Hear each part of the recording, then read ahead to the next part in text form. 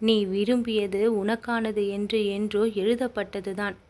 நீ அது கிடைக்குமா நடக்குமா என்று கவலைப்பட்டு கொண்டிருக்காதே.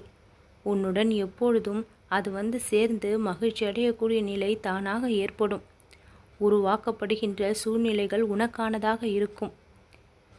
எப்பொழுதுமே சோர்ந்து போகாமல் உள்ள புத்துணர்ச்சியோடு உள்ள கிளர்ச்சியோடு உனக்கான கடமைகளை தொடர்ந்து நீ செய். எதை நீ செய்ய வேண்டும் என்று விரும்புகின்றாயோ அதை செய்ய துடிக்க உன்னுடைய மனம் எந்த அளவிற்கு ஆர்வம் காட்டுகின்றது என்று எனக்கு தெரியும். அந்த ஆர்வத்தை திட்டமாக செயல்படுத்த தொடங்கு. எதிலேயுமே பின்வாங்காமல் உனக்கான விஷயங்களை நீ துரிதமாக செய்ய முயற்சிக்கும் பட்சத்தில் வெற்றி உன்னை விரைந்து வந்து சேரும். எல்லா நேரங்களையும் உனக்கு சாதகமான நேரமாக நான் மாற்றித் தருவேன்.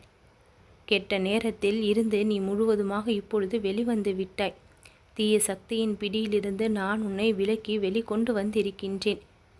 உன் வாழ்விற்கு தேவையான அத்தனை நன்மைகளும் இனி உன்னிடம் வந்து தானாக சேரும்படி என்னுடைய ஆசீர்வாதத்தையும் முழுமையாக பரிபூரணமாக கொடுத்தருளிவிட்டேன்.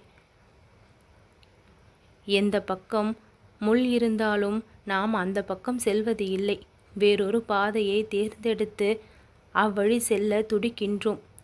முள் இருக்கின்றது, அந்த வழி சென்றால் நம்முடைய பாதம் நோகும் என்று தெரிந்து வேறு பாதையை தேர்ந்தெடுக்கின்றோம். ஆனால் ஒரு சில நேரங்களில் நமக்கானது அந்த பாதையில் இருக்கின்றது என்பதை அறிந்து அந்த முள் மேல் நடக்க தயாராகி விடுகின்றோம். அப்படி நடக்கும் பொழுது அந்த வலியையும் வேதனையையும் தாங்கிக் கொள்ள முடியாமல் துடிதுடித்தும் போகின்றோம். எதற்காக இந்த நிலை என்று ஏங்கி தவிக்கின்றோம்.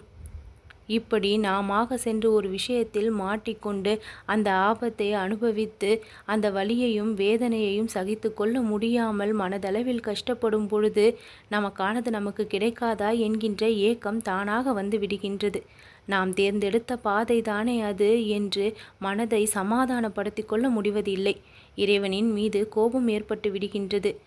சுற்றியுள்ள மனிதர்களின் மீது வெறுப்பு ஏற்படுகின்றது. வாழ்க்கையே வேண்டாம் என்கின்ற அளவிற்கு வெறுப்பு மனதிற்குள் தோன்றிவிடுகின்றது. நாம் எடுக்கும் முடிவுதான் நம்முடைய வலிகளுக்கும் வேதனைகளுக்கும் காரணம் என்பதை தெரிந்து கொண்டால் அந்த இடத்தில் யார் மீதும் கோபம் ஏற்படாது. வாழ்க்கையில் அனுபவிக்க வேண்டிய விஷயங்களை கர்மாவின் காரணமாக அனுபவிக்க வேண்டிய நிலை இருக்கின்றது. உன் மனதை நீ சற்று மாற்றிக்கொண்டு அமைதியாக இருந்தால் தானாக உனக்கு வந்து சேர வேண்டியது உரித்தான நேரத்தில் வந்து சேரும். என் வார்த்தைகளின் மீது நம்பிக்கை வை. அற்புதங்கள் உன் வாழ்க்கையில் தானாகவே நிகழும். எதற்காகவும் நீ அதிக போராட்டத்தை சந்திக்க வேண்டியது இல்லை. என்னுடைய நாமமும் என்னுடைய வழிபாடும் உனக்கு உன்னுடைய பிரச்சனைகளை எல்லாம் தானாக தீர்த்திட வழியை கொடுக்கும். நம்பிக்கையையும் பொறுமையையும் இந்த பாபாவின் மீது வைத்தால் உனக்கான வழி தானாக திறக்கும். வெற்றி கதவு திறந்து அவ்வழி நீ சென்று உனக்கான மகிழ்ச்சியை நீ காண்பாய். அற்புதங்கள் உன் வாழ்வில் நடக்கப் போகின்ற நேரம் இப்பொழுது வந்திருக்கின்றது. மனதை அமைதிப்படுத்து. உன்னுடைய உணர்ச்சிகளை கட்டுப்படுத்து. உணர்ச்சிகளின் அளவு மேலோங்கினால் அது சுமையாக மாறிவிடும்.